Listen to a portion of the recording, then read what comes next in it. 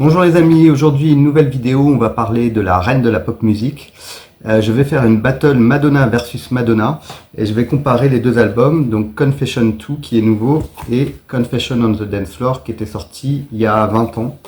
Donc voilà, je trouve ça intéressant de présenter les deux albums. Évidemment, on va principalement parler du nouvel album, mais je trouve ça aussi bien de revenir dans le passé. Vous savez que ma chaîne est consacrée beaucoup aux musiques rétro. J'ai pas beaucoup parlé des années 2000 jusque-là, mais voilà, ça va être l'occasion de le faire ici. Donc j'espère que cette vidéo vous intéressera. C'est parti.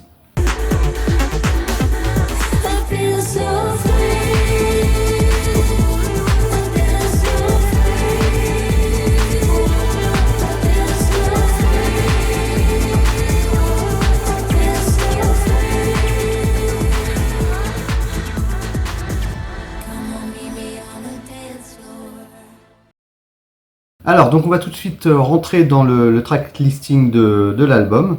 Et donc on commence avec la première chanson qui est I Feel So Free. Et c'était aussi la première chanson qui a été présentée avec une vidéo sur la page YouTube de Madonna. Donc c'est une chanson voilà, typique de l'esprit house, disco, musique de club.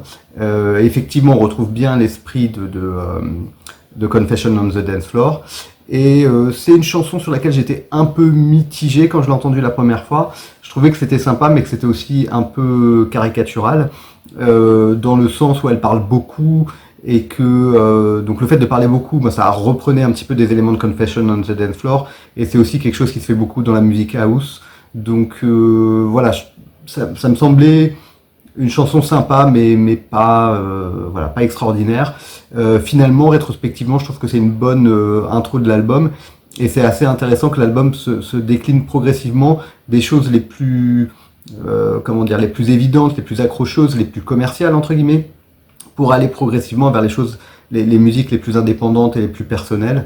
Et finalement, je comprends bien ce choix-là d'avoir fait voilà, cette espèce de progression. Parce qu'il y a beaucoup d'albums, si vous regardez, qui sont construits comme ça. C'est-à-dire qu'on met des moments up-tempo, des moments down-tempo, des moments un peu plus calmes.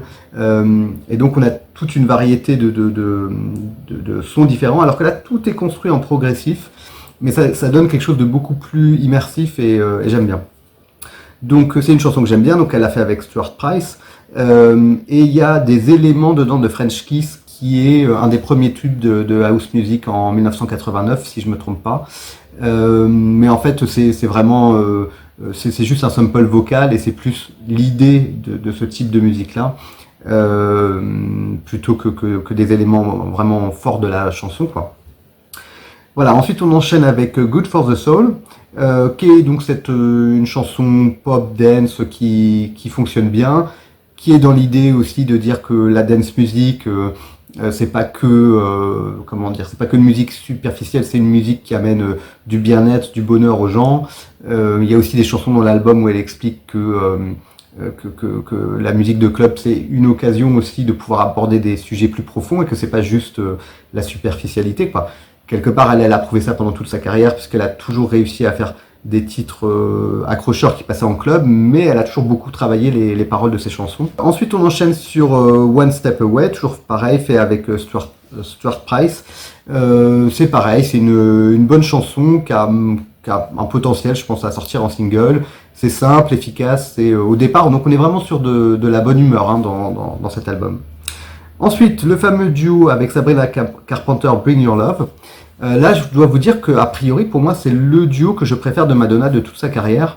Je trouve que les duos qu'elle avait fait auparavant ne fonctionnaient pas vraiment. J'ai pas du tout aimé le duo avec Britney Spears. J'ai pas du tout aimé le duo avec Justin Timberlake.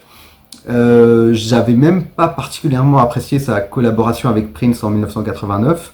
Je trouve que Madonna, ça va quand des gens sont à son service et qui viennent ajouter quelque chose dans sa musique, c'est-à-dire qu'on va les entendre un peu chanter ou qui va...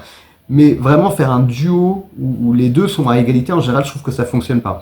Mais là, il y a vraiment quelque chose qui fonctionne bien en termes de voix et en termes aussi de l'idée de faire de la pop musique dynamique et fun. Et donc, ça pourrait sembler vraiment, comment dire, un peu facile et un peu commercial, encore une fois, de faire un duo avec Sabrina Carpenter parce que elle est vraiment l'équivalent de ce qu'ont été auparavant Lady Gaga, auparavant Britney Spears.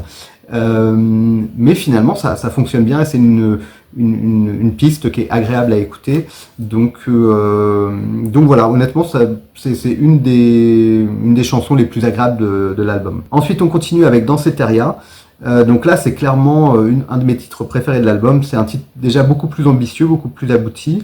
Il y a Stuart Price, mais il y a aussi d'autres personnes comme Andrew Watt qui ont participé au titre. Et il y a une interpolation de Walk on the Wild Side de Lou Reed. Donc c'est une chanson super connue des années 70 qui parle un peu de Andy Warhol et de la Factory. C'est une chanson qui a été beaucoup reprise, notamment par des artistes que j'aime bien comme Marky Mark ou Latoya Jackson qui avaient fait des hommages à cette chanson-là dans les années 90. Et là, donc on a en fait des éléments un peu comment dire conceptuels de la chanson qui sont repris, mais c'est pas comme un sample qui passe en boucle, quoi. Et globalement, Danceteria, c'est donc la boîte de nuit où Madonna allait dans les années 70, où elle a commencé à s'immerger dans cette culture, et certainement à cette époque-là qu'elle a voulu se projeter en tant que chanteuse de pop, puisqu'à la base, elle voulait être danseuse. Et donc c'est une chanson qui parle avec nostalgie de la culture des clubs des années 70-80, mais en même temps, la chanson est complètement moderne. C'est très club, c'est très immersif, c'est très efficace. Et c'est ce qui fait que je trouve que c'est vraiment un des meilleurs titres de l'album. Et donc c'est super d'avoir arrivé au titre 5 et avoir vraiment un morceau hyper fort. Parce que souvent, en général, plus on avance dans un album, plus ça devient un peu fade, un peu anecdotique. Et là, c'est pas le cas pour cet album. Ensuite, on a Read My Lips, qui est avec Fade, je sais pas comment ça se prononce. C'est un morceau un peu plus latino. Ça passe. C'est pas mon morceau préféré, mais c'est quand même un morceau plutôt intéressant et c'est pas une mauvaise idée de mettre un petit côté latino. Mais bon, ça fait longtemps que Madonna elle tourne autour de ça.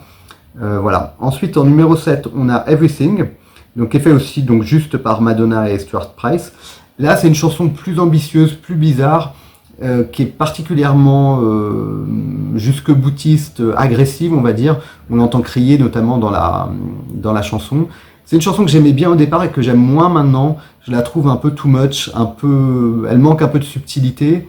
Et ça correspond un petit peu à l'image de Madonna qu'on voit dans la vie de tous les jours, entre guillemets, c'est-à-dire quelqu'un qui sur les réseaux sociaux est tout le temps en train de s'exposer, de faire de la provocation.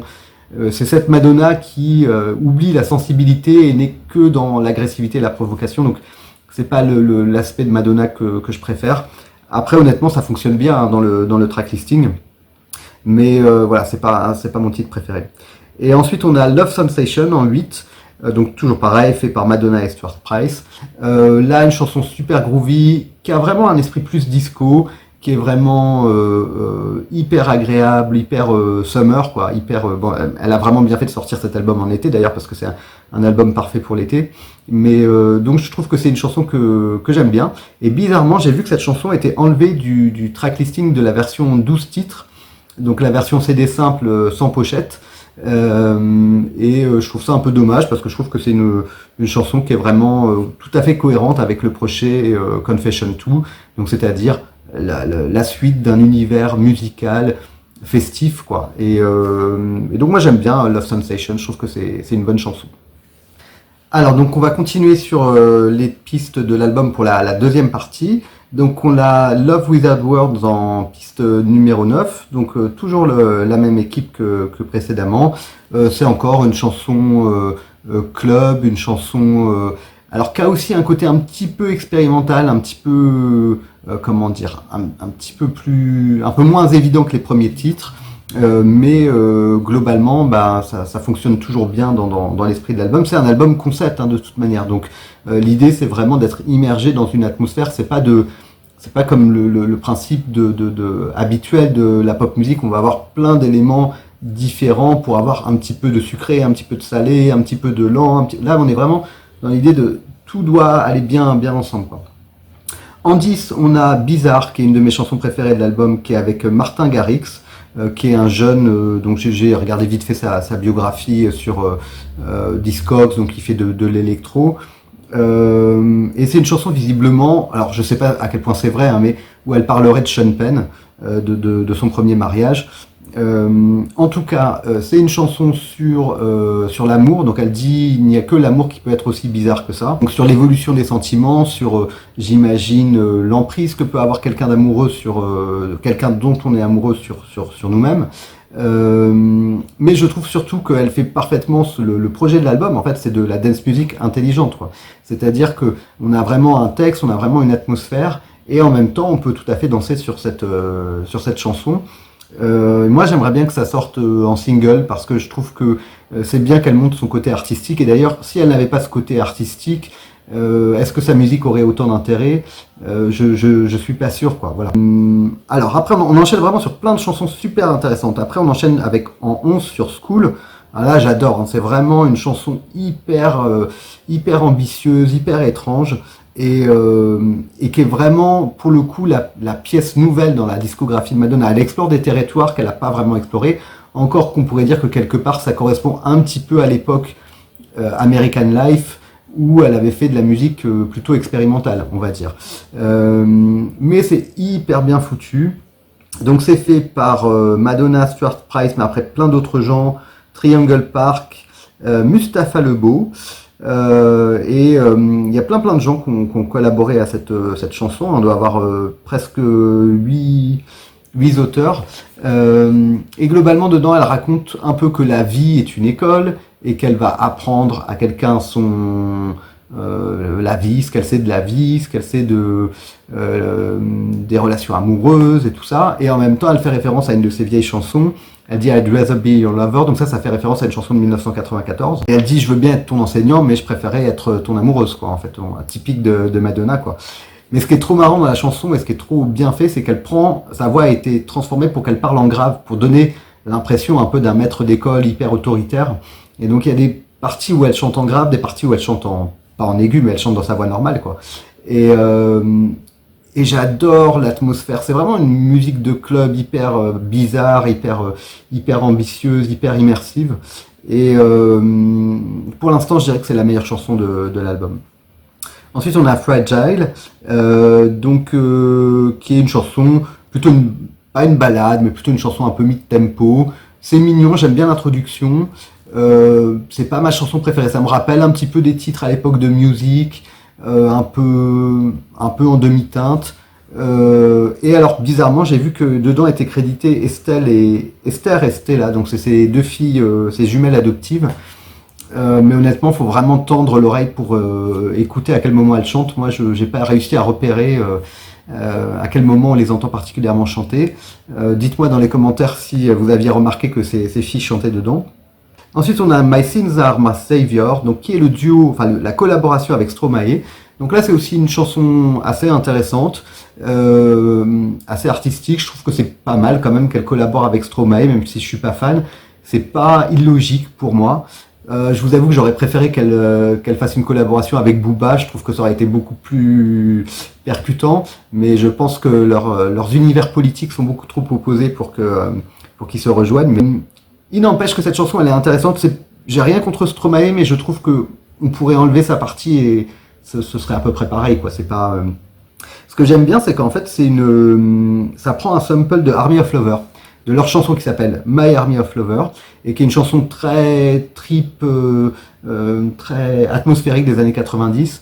Et donc il y a une belle atmosphère dans cette chanson. C'est une chanson assez courte et je trouve que c'est une pièce originale de l'album, donc c'est pas mal. Ensuite on a Betrayal. Donc là elle travaille avec Mirwais, donc c'est super. Et c'est aussi une chanson super intéressante où elle parle de trahison. Donc je sais pas trop de qui elle parle parce qu'elle dit à un moment de toute manière tu remplaceras jamais ma mère. Donc à qui elle pourrait dire ça si ce n'est à une femme d'autorité, mais peut-être pas, peut-être que je sais pas. Il y a quelque chose de très étrange.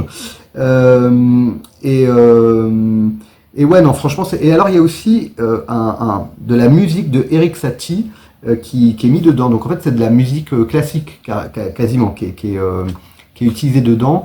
Et c'est aussi une chanson avec beaucoup de saxophone. Et on a une atmosphère très cinématographique, très étrange et très très artistique. Et donc je trouve que c'est super bien. Comme je vous dis, on a une progression. Au départ, on est dans la boîte de nuit, après on arrive sur des chansons plus agressives, plus personnelles. Et là, on est vraiment dans quelque chose de très artistique, de très... voilà. Mais il y a quand même du rythme, hein. Mais c'est vraiment là où, en fait, Madonna, si elle était qu'une artiste commerciale, elle n'aurait pas ce succès. Elle sait aussi faire des pièces beaucoup plus étonnantes, beaucoup plus artistiques, beaucoup plus audacieuses. Et c'est là où voilà, c'est là où sa carrière est toujours intéressante à étudier, quoi. Donc Betrayal, voilà, une très très bonne chanson de l'album. Ensuite, on a une chanson que je trouve sympathique, qui est The Test, qu'elle a fait avec sa fille Lola Leon. Dans l'absolu, je trouve que c'est sympathique. Moi, je m'étais un petit peu intéressé à ce que Lola faisait en tant qu'artiste, et j'avais trouvé ça pas mal. Je trouve ça aussi assez intéressant qu'elle ait l'air d'une jeune fille assez épanouie. C'est vraiment pas évident quand on est la fille de Madonna de trouver sa place dans le monde, parce que c'est un poids sur les épaules, quoi, je veux dire. Et cette chanson-là, elle a un côté très frais, très moderne. C'est vraiment le genre de piste qu'on pourrait, je sais pas, peut-être imaginer sur un album d'Ariana Grande ou de... Il y a quelque chose de très chill, de très... voilà. Les voix fonctionnent bien. C'est pas la meilleure chanson de l'album, mais je trouve que c'est sympathique et je trouve ça assez touchant. Et Lola, dans une interview, a dit qu'elle a rêvé de sa grand-mère, qu'elle n'a jamais connue, puisque la mère de Madonna est morte quand elle était petite. Et que c'est de là qu'elle a eu envie de faire une chanson avec sa mère. Et que ça s'est fait de façon très spontanée. Elles ont eu envie de faire une chanson ensemble, elles l'ont fait, et puis voilà, quoi. Donc j'aime bien. Et ensuite, on a L.I.S. Girl, donc une chanson de Madonna qu'elle a écrite avec Stuart Price et avec deux autres personnes, Andrew Watt et Henry Walter. Et là, c'est une ballade. Donc, il y a toujours au moins une ballade dans les albums de Madonna. Et puis, quand il y en a plus, c'est souvent des super bonnes chansons. Elle est vraiment très bien pour faire des ballades. Donc là, c'est une chanson un peu intimiste, avec de la guitare. Genre, c'est pas mon genre de chanson préférée, mais c'est agréable que l'album se finisse comme ça, en fait. Sur quelque chose de plus doux, de plus intimiste. Ça donne un peu l'impression que c'est la fin de la soirée, que le jour est arrivé, qu'on commence à voir qu'il est 6 heures du mat, on commence à voir les premières lueurs du jour, et qu'elle est un peu saoulée, qu'elle prend sa guitare et qu'elle improvise une chanson. Et donc ça parle aussi, c'est une chanson qui parle des quartiers de New York où elle a vécu quand elle était jeune, à l'époque où elle était pauvre et où elle était en galère. Donc il y a quelque chose d'assez mignon dans cette chanson, et les paroles, de ce que j'en ai compris, sont quand même plutôt dures, plutôt pas cyniques, mais plutôt un peu mélancoliques, j'ai l'impression. Mais donc on finit sur quelque chose de personnel, quoi, voilà. Et l'album se finit comme ça. Il y a juste dans une autre version de l'album, il y a encore un bonus track qui a été rajouté, mais je trouve que 16 pistes, ça suffit largement. Mais comme vous voyez, à l'exception peut-être il y a 2 chansons peut-être que je trouve un peu moyennes dans l'album, mais grosso modo tout est très bien. Donc voilà, je vous remonte la pochette, Confession 2. Si vous ne l'avez pas écouté, je vous conseille de l'écouter. Et je pense que si vous aimez la pop music, vous allez être séduit par cet album. Alors donc maintenant, on va poursuivre la vidéo avec la présentation de l'album de 2005, donc Confession on the Dance Floor. Donc là, j'ai une édition comme une pochette single, ça fait partie d'un coffret. Voilà, je vous le montre rapidement. Voilà, c'est un album très marquant de Madonna. Et c'est un album que j'aime bien, donc je vais vous expliquer un petit peu pourquoi j'aime bien cet album, vous présenter un petit peu les titres. Globalement, je pense que Madonna a fait référence à cet album-là pour faire une suite plutôt qu'à un autre, parce que quelque part, ça reste son plus gros succès le plus récent. C'est un de ses grands succès du début du XXIe siècle. Et je pense qu'elle n'avait pas envie de remonter trop en arrière. Si elle avait fait référence à un album des années 80, par exemple, ça donnerait l'impression, enfin ça accentue le fait que sa carrière est très longue et que donc, voilà, il faut remonter très loin pour avoir des gros tubes. Alors là, quelque part, je pense qu'elle veut montrer que dès le XXIe siècle, elle était, elle était toujours très dans l'air du temps. Ça lui permet quelque part, en faisant Confession 2, de faire un clin d'œil aux gens qui sont plutôt trentenaires, plutôt qu'aux gens qui sont cinquantenaires, quoi. Voilà. Et comme Madonna aime bien rester jeune, bon, voilà. Mais donc cet album-là, c'est vraiment un album intéressant. C'est un album qui vient un petit peu en rupture avec tous les albums un peu plus personnels et expérimentaux qu'elle a fait, comme Ray of Light, Music et American Life, qui étaient des albums un peu plus personnels, un peu plus ambitieux. Et là, elle revient globalement à une pop musique très mainstream, et notamment avec un hommage au disco. Donc c'est très clair avec la pochette. On a la boule à facettes. Elle est habillée un petit peu comme une sorte de chanteuse, danseuse des années 70. Sur les photos, elle s'était, enfin, ils avaient fait un enfin, ils avaient transformé sur Photoshop ses cheveux qui étaient un peu blond vénitien pour les faire carrément roux. Bon, c'était rigolo. Ça me fait penser un peu au personnage de Daphné dans Scooby-Doo, ce genre de look-là. Bref, il y a un côté volontairement fun, presque volontairement kitsch en fait dans cet album. Et donc c'est un album qu'elle a fait avec Stuart Price, et si je me trompe pas, Stuart Price c'est celui qui avait fait le projet Les rythmes digitales dans les années 90, qui était un album que j'aimais beaucoup, et qui était aussi une pop très décomplexée, très fun, voilà. Donc tout l'album tourne autour de l'idée du disco, hein, donc la fin des années 70, début des années 80. Mais pour autant, on est sur une musique qui est vraiment électro, qui est vraiment club, quoi. Voilà, donc qui correspond. Donc d'un autre côté, on écoute vraiment un son des années 2000 quand on écoute cet album, quoi. Donc ça commence avec Hang Up, qui a été le single de lancement, qui a été le grand succès.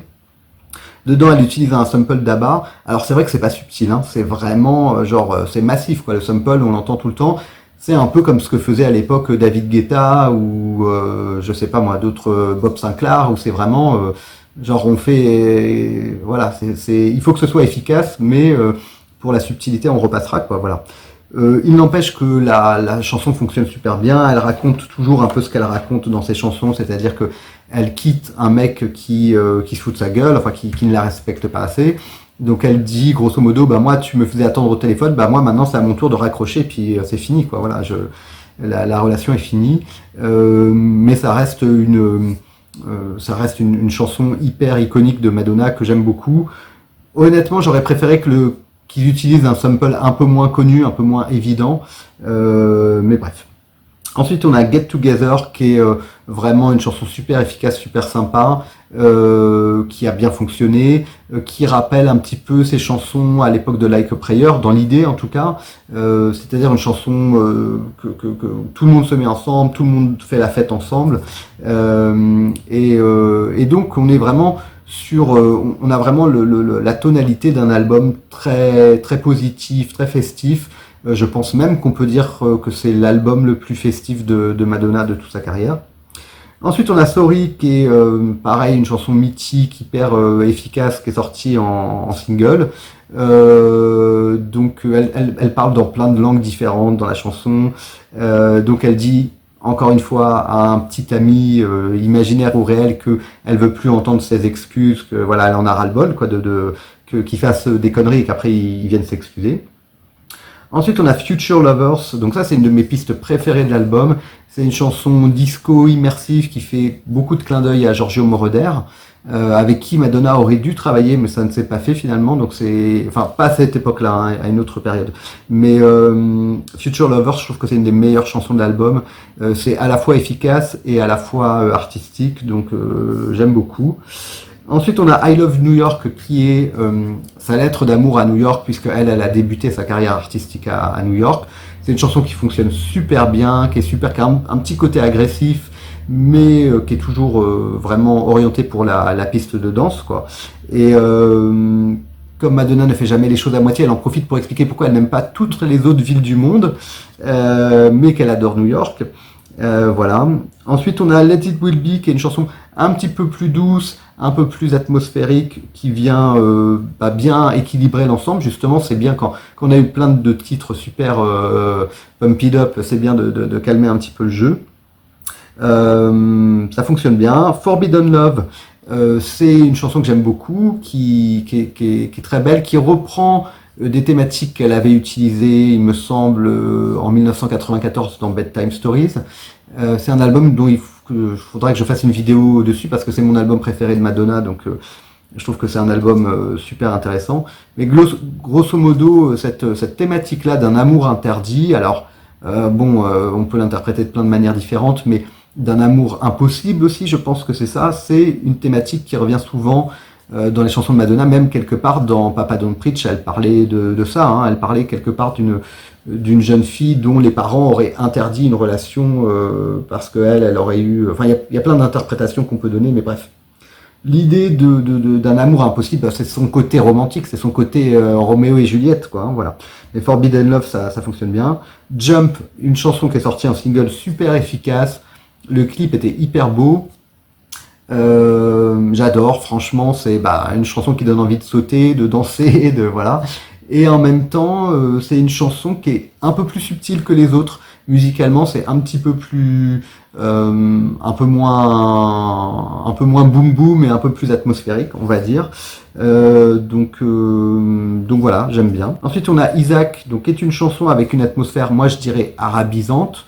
J'ai vu des gens qui disaient que Isaac, c'est la balade de l'album. C'est pas du tout une balade, d'après moi, hein. C'est vraiment une chanson toujours club, mais ça fait presque penser au titre que faisait à l'époque Natasha Atlas, c'est-à-dire des titres arabisants, mais en même temps qui sont bien pour danser. Et voilà, donc c'est vraiment une chanson intéressante et il y a un côté un peu mystique dans cette chanson. Et là encore, c'est typiquement le genre de choses que Madonna sait bien faire.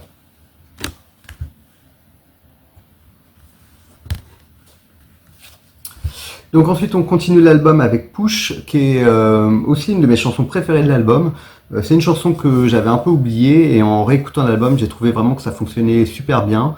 C'est pareil, quoi dire d'autre que c'est une chanson qui marie parfaitement une ambition artistique et à la fois quelque chose de très efficace. Et je sais pas à qui elle s'adresse dans cette chanson, mais elle dit en gros qu'il y a quelqu'un dans sa vie qui la motive à aller toujours plus loin, à toujours vouloir mieux. Et c'est vrai que comme Madonna c'est une femme extrêmement ambitieuse, ça sonne très très personnel, quoi, hein, voilà. Je rappelle que Madonna écrit toujours les textes de ses chansons et qu'elle a toujours des collaborateurs favoris avec lesquels elle.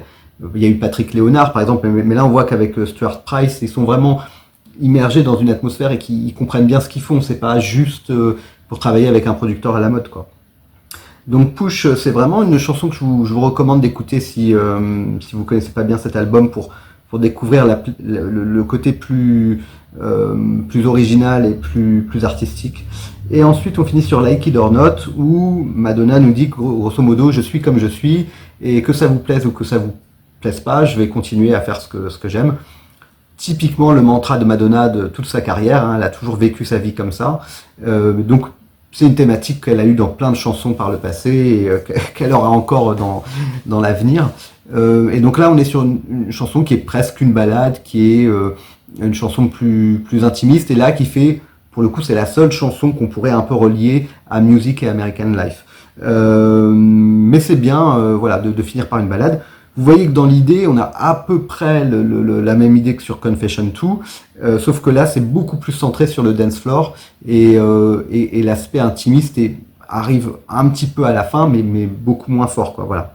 Mais en même temps, c'est ce qui fait que donc c'est un album bien resserré, il n'y a rien en trop, et c'est ce qui fait qu'il est super efficace.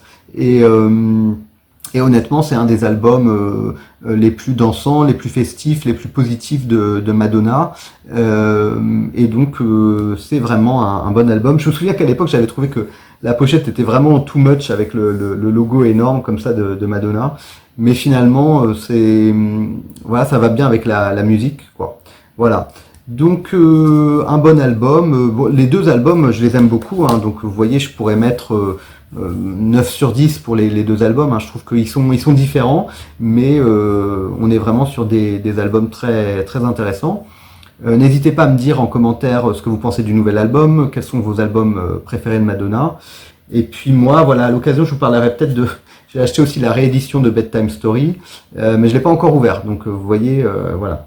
Et puis autrement, j'ai presque tous les albums de Madonna, et je trouve que malgré le fait que elle va trop dans le jeunisme, elle va trop dans... Elle n'arrive pas, je trouve, en tant que personnalité publique, à trouver un juste milieu comme certaines femmes comme Diana Ross ou Cher ont réussi. Elles restent glamour, mais elles sont plus élégantes Madonna a un peu du mal à vieillir de façon élégante, je trouve. Quoi qu'il en soit, en tant qu'artiste, elle est incroyable. Elle a vraiment une créativité, une énergie. Et je trouve ça génial que passé la soixantaine, elle arrive toujours à se renouveler. Et, euh, et voilà, donc tout ça, c'est globalement que du positif. J'espère que la vidéo vous a intéressé. Donc n'hésitez pas à regarder mes autres vidéos sur la musique pop. J'ai aussi parlé par exemple de Britney Spears, j'ai parlé de Michael Jackson, j'ai parlé de Prince, et puis je parle beaucoup d'artistes français. Voilà. Je vous souhaite une bonne journée ou bien une bonne soirée, et je vous dis à bientôt sur ma chaîne. Au revoir.